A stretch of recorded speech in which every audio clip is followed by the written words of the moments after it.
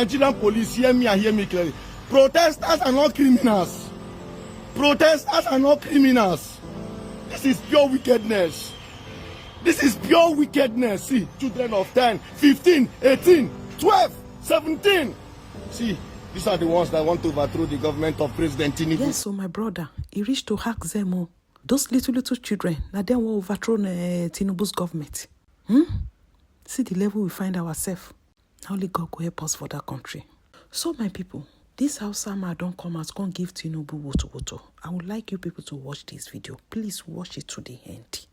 No be smart, They give Tinubu serious baskos. My people, make una see for yourself.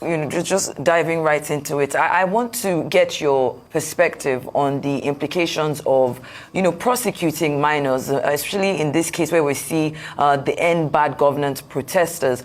What are your views on the legality and the ethics of charging these young protesters with treason? And how would you assess the Attorney General's intervention in the case? Do you think it reflects a recognition of public sentiment or more about political optics?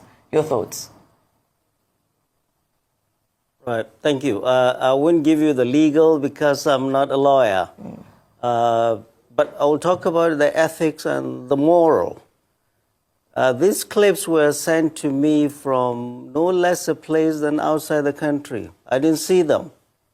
I got one sent from Chicago, unknown number, and the other one from as far away as Brisbane, Australia. I called the numbers. These guys were journalists. They had seen the clips before I saw them. And they were asking me, is this real? Is this part of mass school abductions? So watching this clip, to be honest, was heart-wrenching.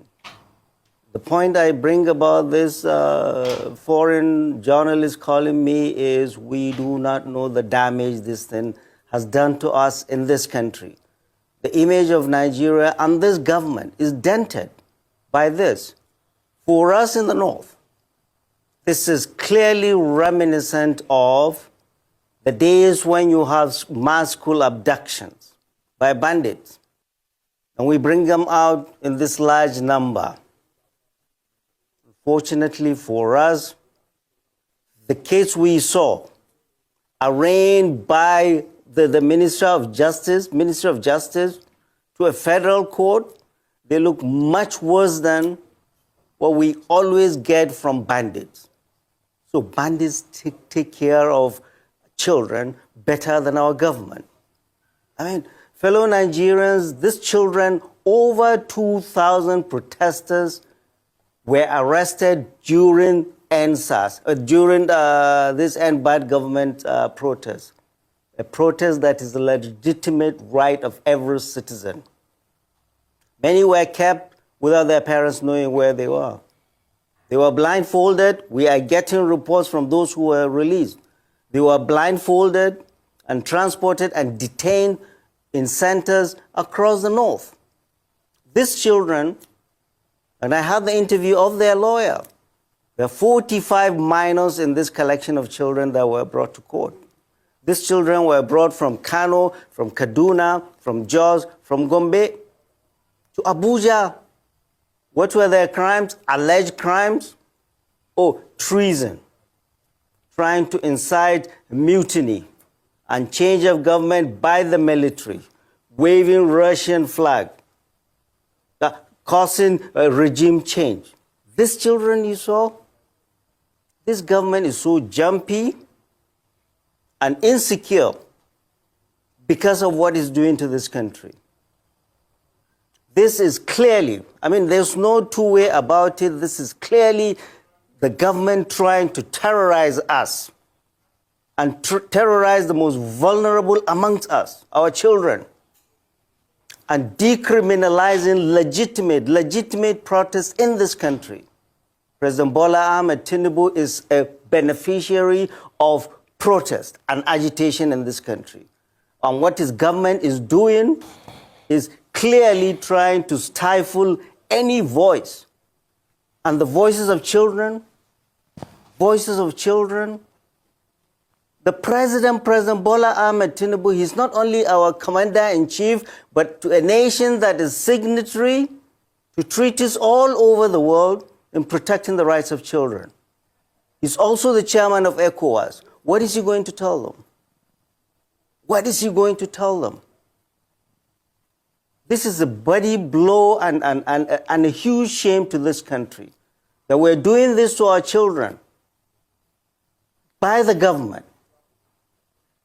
By the government. When we collect these children from bandits, we take them to hospital and take care of them. But what did President Bola Ahmed Tinubu's government do to these children that collapsed in a court of law? They took them back to jail.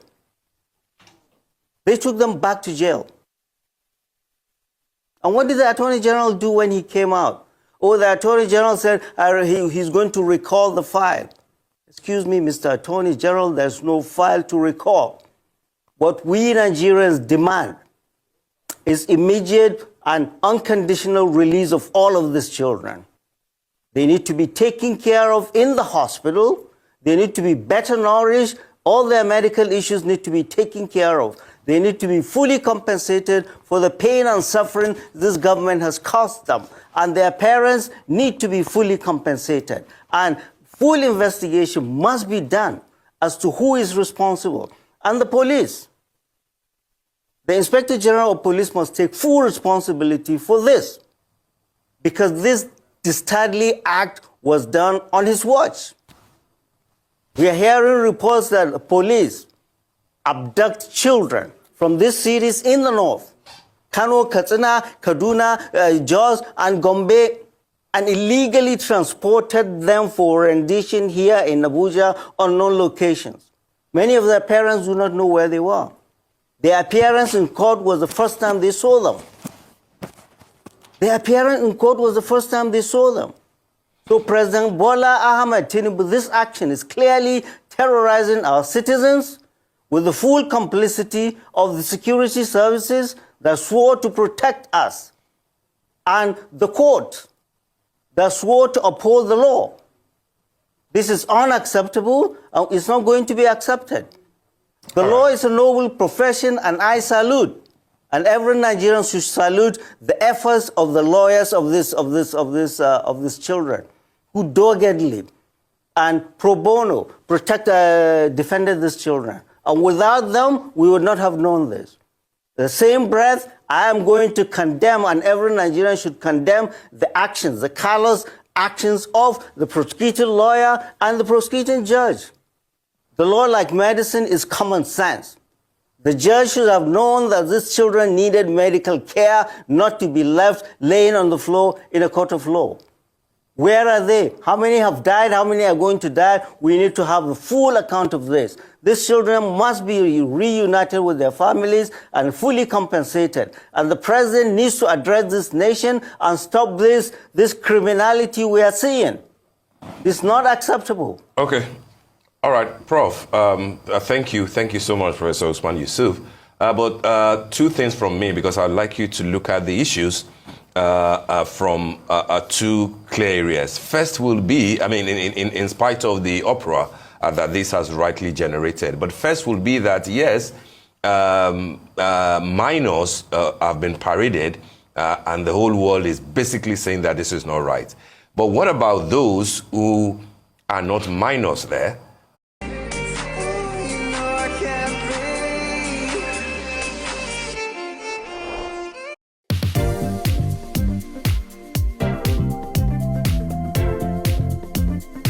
Who participated during that protest and who, according to police, destroyed public property, burned down public institutions, burned down houses, destroyed cars, etc. Are you also saying that their atrocities should be ignored? That's one. And the second part will be that the minors that are there, sadly, in large numbers, who obviously were on the street on the days that this protest happened in August, do you think that speaks to a larger concern, particularly in the north, about out-of-school children And the mere fact that on the day that they were meant to be in school, it was easy for them to be taken, to join the bandwagon of the protest. And by the time that it descended into chaos, they became willing tools. So do you think that this should be an opportunity for the authorities, government, state government, local government, etc., to look deeper into the more concerning or equally concerning issue of out-of-school children, particularly in the north? Well, you are preaching to the choir, but you are not going to give any excuse to anybody for this nonsense we're saying. Nobody, no government should be responsible for what we are seeing. So out of school, in school is no excuse for this. There are those that we elected in states and federal that are supposed to take care of these children. And they are the ones you should bring to this chair and ask those questions of. I am here to protest against what the federal government has done to our children. You are a baby, you are a 90-year-old, you have the right to protest. And nobody should criminalize protest. And that is what this government is doing. So no excuse. Give nobody any excuse for this. You want to talk about out-of-school children? We'll make it another day. Or call the governors of all the states. But don't make that as an excuse. I know you are not holding forth for any government, but no government should give us any excuse for what we've seen. For what we've seen. I'm not talking the legal, there are lawyers to do that. I'm here to talk about the fundamental human rights of these children that have been violated. I'm here to talk about children should not have been there. I'm here to talk about if there are problems in Kano, Katsina, or Kano, it should be prosecuted there. Not children blindfolded and transported in the middle of the night in Black Maria by Gestapo police to Abuja. It's not acceptable, and the world should know that. And we must all raise our voices. That is why I'm here. Next question, please.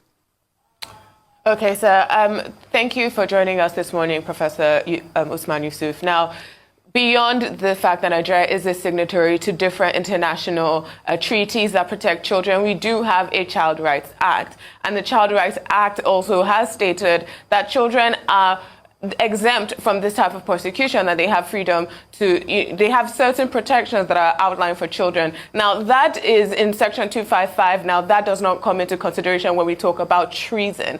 And these children are being accused of treason for raising Russian flag. Now, some Nigerians are wondering if there are Russian flags, if there is terrorism, if there is someone pushing for a change in regime, will it be these children, these malnourished children on the streets of Nigeria, or would it be some type of higher power? And if that is the case, should our security services not then be focused on these individuals who might be pushing children?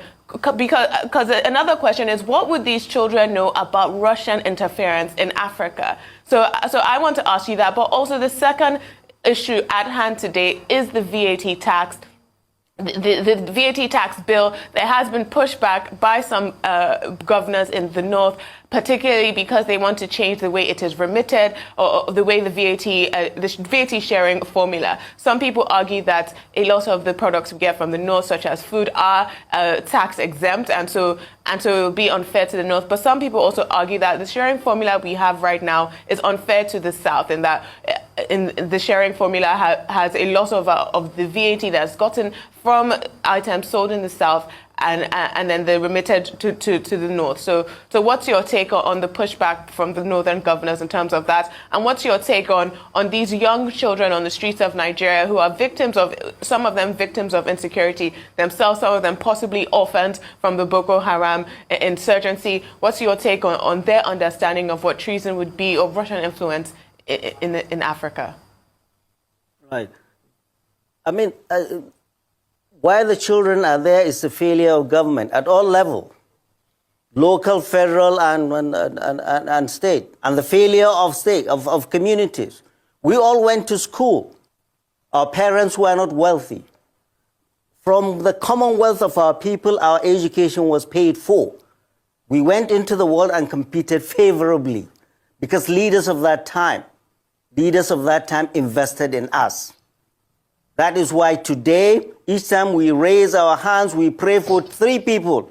Our parents departed, our teachers that taught us well, and our leaders that invested in us. You can say the same of the leaders of today. It is the failing of government, it's the failure of leadership that we have these children all over. The last Minister of Education, Adamu said he has been the longest serving Minister of Education. He's not proud of it because during his time we have over 20 million Nigerian children out of school. So it's the failure of government, and that's what we've been talking about. Corruption and bad governance, this is what we see on steroids since the arrival of democracy in this country. Back to VAT debate. Yeah, northern governors met in Kaduna to talk about VAT. Oh, and they want to accrue more money. Let me say that they were not there for God and country or for the region. They were collecting there because they are not going to get more money. But this is the honest truth about VAT. People that know it, VAT is a consumption tax. If Dangote now has a factory, cement factory in Abajana, Kogi State. He doesn't pay VAT in Kogi. He pays VAT in Lagos because Lagos is his headquarters. Many of the oil companies are in Niger Delta, are in the Delta region. That's where they have their operations. But their headquarters are in Lagos. They pay VAT to Lagos. What has Lagos done to earn that? So Lagos is getting all of that money. And now you're saying, oh yeah, that money is ours, that money is ours. No, it isn't. Lagos is what it is today thanks to Nigeria's Commonwealth. All the infrastructures were built by Nigerian Commonwealth. The ports, the bridges, the everything. If anybody asks you, you must pay. So people need to be sensible. There is this thing they call in the old Zulu adage, Ubuntu. You are who you are because of me. It's common humanity. So this selfishness, oh, it's me, it's me, it's me, and the president is following that, it's raising antenna alarm in the north. That what the president essentially is doing is trying to pull all the resources to the southwest, particularly Lagos. Particularly Lagos. It doesn't matter whether it's true or not, but the president needs to hear the pulse of the north, the pulse of our people. Dangote is paying VAT in Lagos with his factories in the north. So all that, yes, and the president has sent a bill. To the House about his tax reform. That is his right as the executive. But it is the right of our representatives, and we are watching them very closely. It is the right of our representatives to fight for us and kill that bill if it does not do well for the people they are representing. End of story. There is no argument. There is no argument. This is what democracy is. President Bola Ahmed Tinubu on his own cannot do things without reverting back to the House. And we have our representatives there that we will hold accountable. That's how much I will say about this. So my people, she una don't hear everything where Professor Usman Yusuf talk. Now see the way take disgrace Tinubu. I say tomorrow no day. This professor, they say their children, they more safer in the hand of bandits. She una don't hear now. If this man fit talk and boldly say their children is more safer in the hand of bandits, she don't see her now. Say we don't enter one chance for Nigeria from these people hand.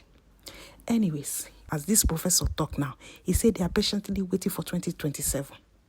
Yes, me and you we dey here. We dey watch them. We won't see whether they go sell their votes this time around. Yes. She be na then, na these people. If no, my people, I beg, it is well. Feel free to drop your comment down below, my people. Till I come your way next time. Stay good and be good to others. Bye.